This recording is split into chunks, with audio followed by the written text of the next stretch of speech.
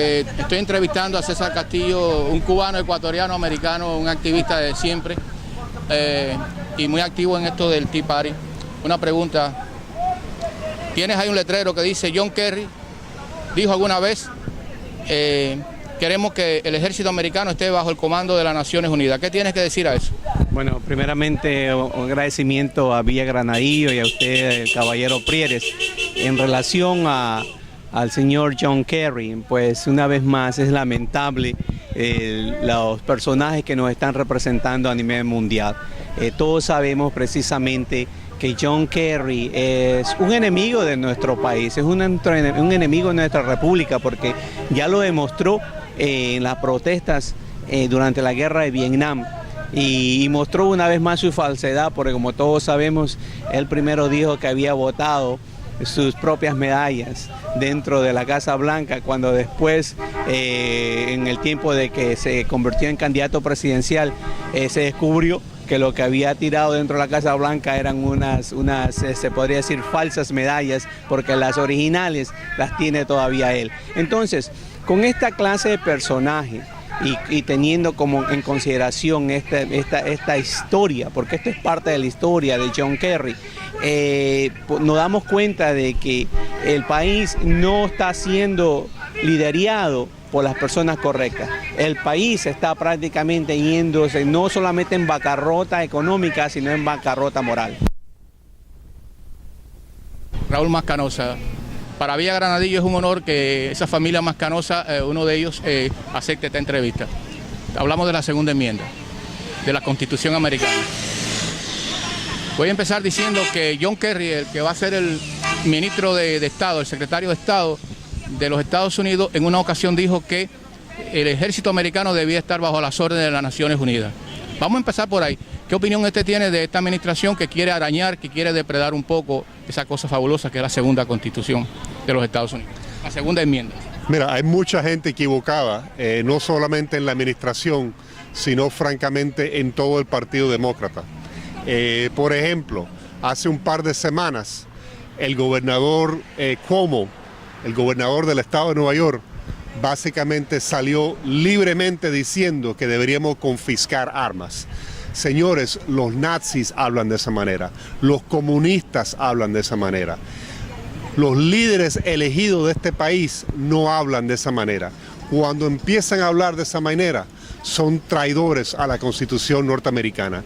Y francamente, individuos como Governor Cuomo y muchos otros en esta administración dan vergüenza, porque ellos prometieron defender la Constitución. Y ellos no le dieron la oportunidad de escoger qué porciones de la Constitución ellos quieren proteger y cuáles no.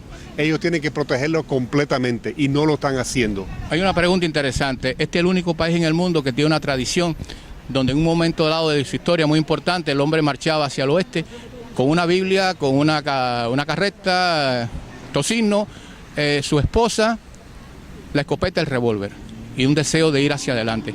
¿Cómo es posible que estos revolucionarios que están en la administración Obama, especialmente Cuomo, que habló un lenguaje totalmente jacobino y revolucionario, cómo es posible que van a cambiar eso tan enraizado en la historia, la cultura y la voluntad de una gran parte del pueblo americano? Mira, yo francamente no creo que van a lograr hacerlo. O sea, yo todavía soy optimista, pienso que hay mucha gente en los Estados Unidos que están en total desacuerdo con esta administración, en total desacuerdo con este presidente, pero francamente y desafortunadamente tenemos una gran porción de la población que es ignorante, por decirlo claro. O sea, no conocen de la historia, no conocen la Constitución, no tienen la más remota idea de cómo funcionan las leyes de este país y cómo nacen las leyes y el proceso de pasar legislación y las protecciones que le da la Constitución a los individuos a través de las enmiendas de la Constitución, los Bill of Rights. Así que estos individuos tienen el poder porque francamente hay muchos individuos ignorantes que se dejan llevar por ello. Y parte de lo que nosotros tenemos que hacer no solamente es pelear, sino también que educar y salir y explicar a la gente qué es lo que es la Constitución de los Estados Unidos, qué significan esas enmiendas, por qué son tan importantes, particularmente dentro de la comunidad latina. Es sumamente importante para que los latinos lo entiendan. Yo escribí una editorial esta última semana en Fox News Latino, que si tienen un chance, por favor, tiren un vistazo en el internet, en Fox News Latino, explicándole en particular por qué a los latinos, a los hispanos, le debería interesar la segunda enmienda. Como tú bien sabes, muchos de nosotros venimos de países en los cuales no existe una segunda enmienda. Lo único que tienen las armas son los militares, la policía y los traficantes de drogas, los criminales.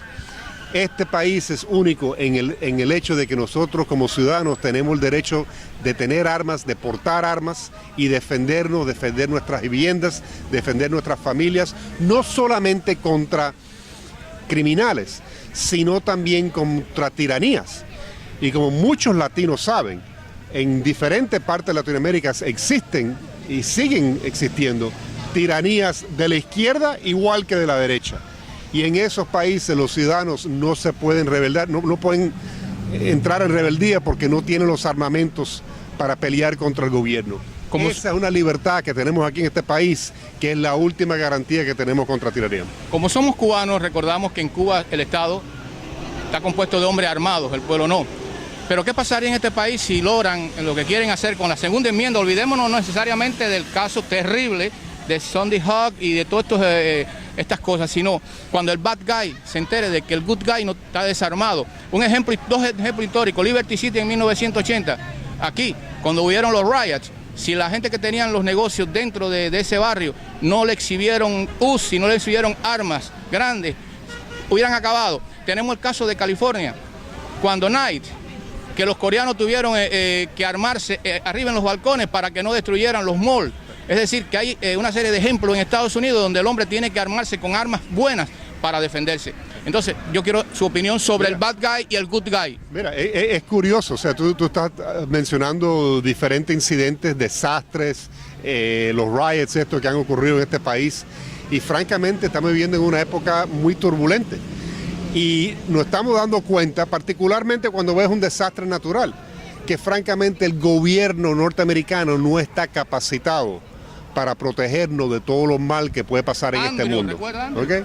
Y en esas circunstancias, cuando hay un desastre natural así, llega un huracán, no hay leyes, no hay policía, ahí es cuando la gente se dan cuenta de que, oye, yo necesito una escopeta, yo quiero un rifle de eso de asalto supuestamente, yo quiero tener un cargador con muchas balas porque yo me tengo que proteger contra gente que me quieren matar a mí, me quieren robar, me quieren quitar mi familia, me quieren hacer mal.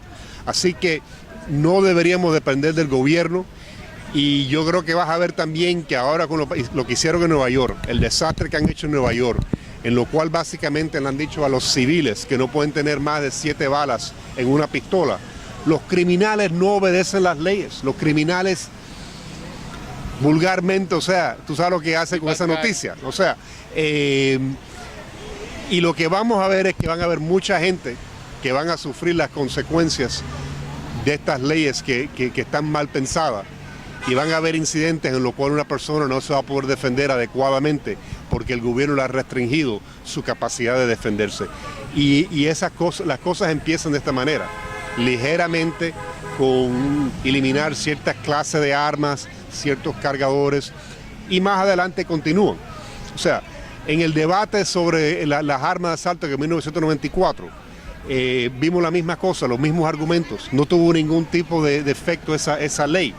Y después que la ley dejó de existir en el año 2004, el mismo Washington Post salió y admitió que esa ley no era nada más para un esfuerzo para tratar de eliminar por completo todas las armas en este país. O sea, que realmente ellos sabían que no iba a ser eficaz, pero que lo hicieron de otra manera porque era el puente para poder poner más restricciones sobre las armas en este país. Para finalizar, y gracias por su tiempo, partiendo de su optimismo o su pesimismo, ¿cómo es posible que al Heartland rural, los Estados Unidos rurales van a permitir esto de la segunda enmienda? Porque está en los Estados Unidos urbanos, que son Nueva York, Chicago y esas grandes concentraciones que se van por esa bola. Pero yo me hablo del Heartland, de ese hombre de campo que le quieran quitar la escopeta que lleva en el truck.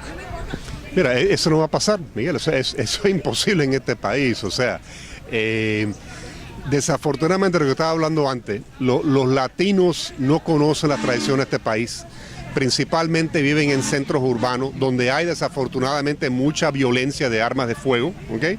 Incluso en lugares como Chicago, en lo cual las leyes más restrictivas de este país sobre armas, existe una violencia horrible. Entonces la gente le tiene miedo a las armas porque ven es que se están asesinando a toda esta gente diariamente con armas de fuego. Lo que no se dan cuenta es que en el resto del país, donde no existen esas restricciones, no existe ese tipo de violencia. ¿Por qué? Porque el criminal no sabe quién está armado y sabe que hay mucha gente en el resto de los Estados Unidos que están armados. Y esa incertidumbre nos trae seguridad y nos trae tranquilidad. Cuando nosotros cedemos ese derecho y le ponemos las armas y el uso de las armas estrictamente en las manos de la policía o los criminales, los que más sufren van a ser los civiles. Eso está comprobado históricamente, eso es verídico y eso es lo que vamos a ver si nosotros permitimos que estas restricciones sigan.